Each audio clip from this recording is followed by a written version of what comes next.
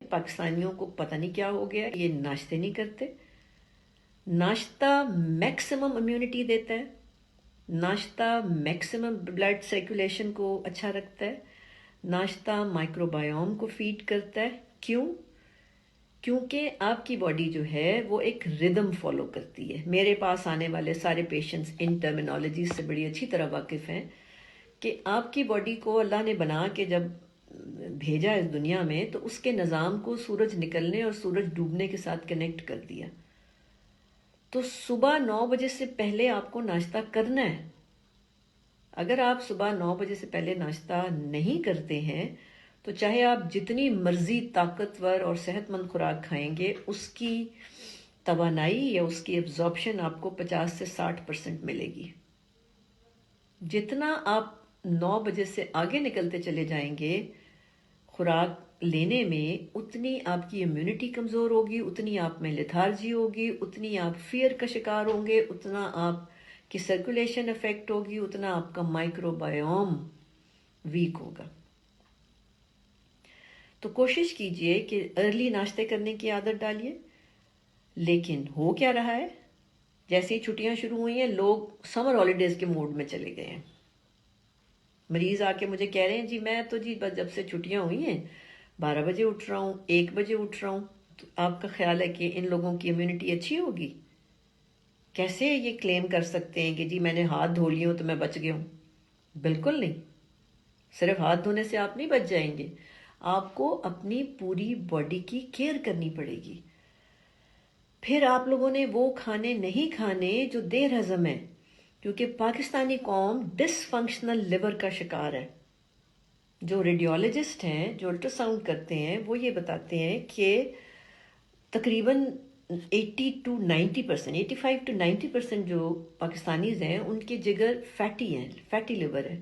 تو fatty liver جو ہوتا ہے وہ ڈس فنکشنل لیور ہوتا ہے، یعنی وہ بیمار لیور نہیں ہے لیکن وہ ڈس فنکشنل لیور ہے. تو آپ یہ پراٹھے کھانا چھوڑ دیں.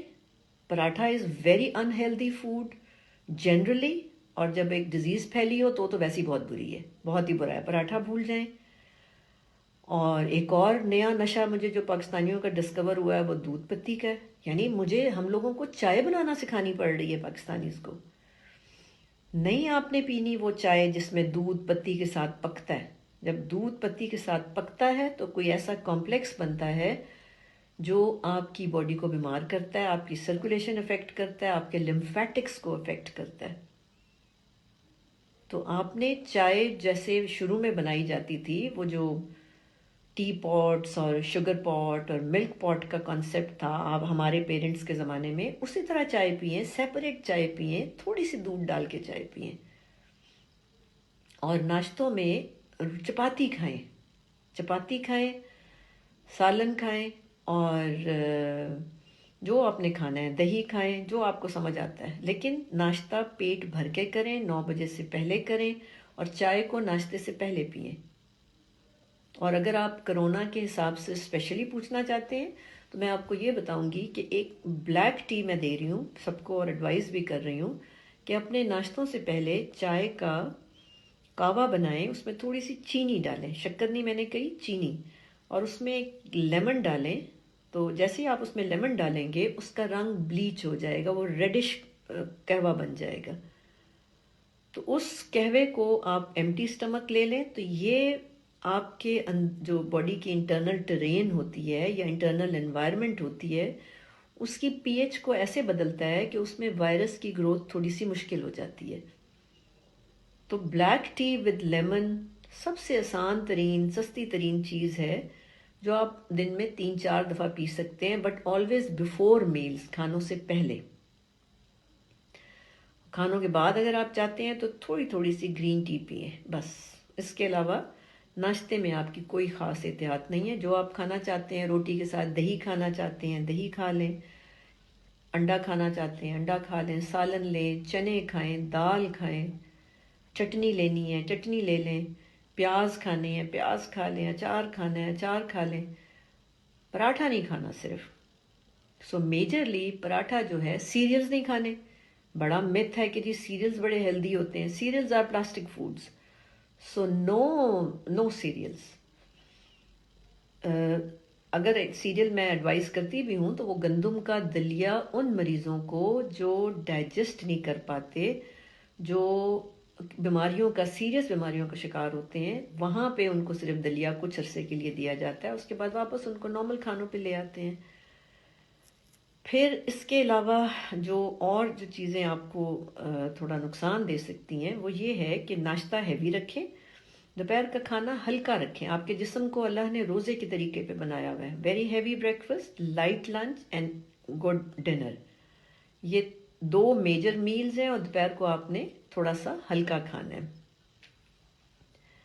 اچھا، اس کے بعد دودھ کو ان حالات میں جب ڈر ہو کسی وائرس یا چیسٹ انفیکشن یا تھروٹ انفیکشنز کا، تو دودھ سیف نہیں ہوتا، تو بہتر ہے کہ آپ دہی استعمال کریں، آپ چیز استعمال کریں، دودھ کی پکی ہوئی کوئی میٹھا استعمال کر لیں ہمیشہ کھانوں سے پہلے، جو میں رولز بتاتی ہوں۔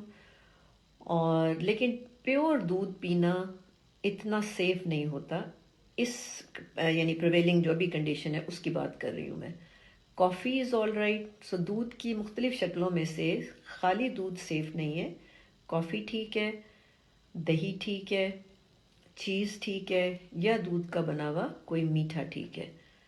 اور اسی طرح چائے کے اندر سے بھی آپ نے دودھ کو کم کر دینا، جتنا زیادہ دودھ چائے میں ہوتا چلا جائے گا اتنی وہ چائے آپ کی سرکولیشن کو افیکٹ کرے گی اور تھوڑا سا وائرس سپورٹو ہو جائے گی، یا وہ میڈیم پرووائڈ کرے گی جہاں پہ وائرل گروتھ آسان ہو جاتی ہے۔ اچھا، یہ تو پانی کا دھیان رکھنا ہے کہ آپ لوگوں نے پانی بالکل اپنے آپ کو پراپرلی ہائیڈریٹ کریں، کوئی 12 گلاس ضرور پینے ہیں، اور ہمیشہ کچھ بھی کھانے سے پہلے پی لیں، کوئی 5-10 منٹ پہلے آپ پانی پئیں، تاکہ آپ کی باڈی جو ہے وہ فلی جو ہے وہ اپنے آپ کو پہلے تو ہائیڈریٹ کرے اور کلینز کرے، یعنی آپ کو کھل کے یورین آنا چاہیے۔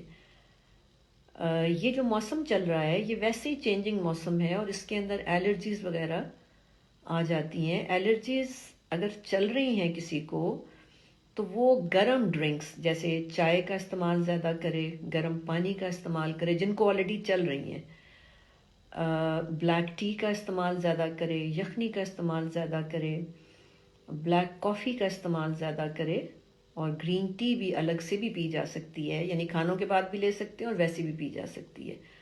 تو اگر آپ کو سیزنل الرجیز ہوئی ہوئی ہیں تو وہ آپ ان کو ہینڈل کریں اس وقت، کیونکہ سیزنل الرجیز جو ہیں وہ ہو سکتا ہے کہ وہ بیکاز امیونٹی تو لو ہے نا، اس کی وجہ سے لو ہے تو وہ بگڑ سکتی ہے۔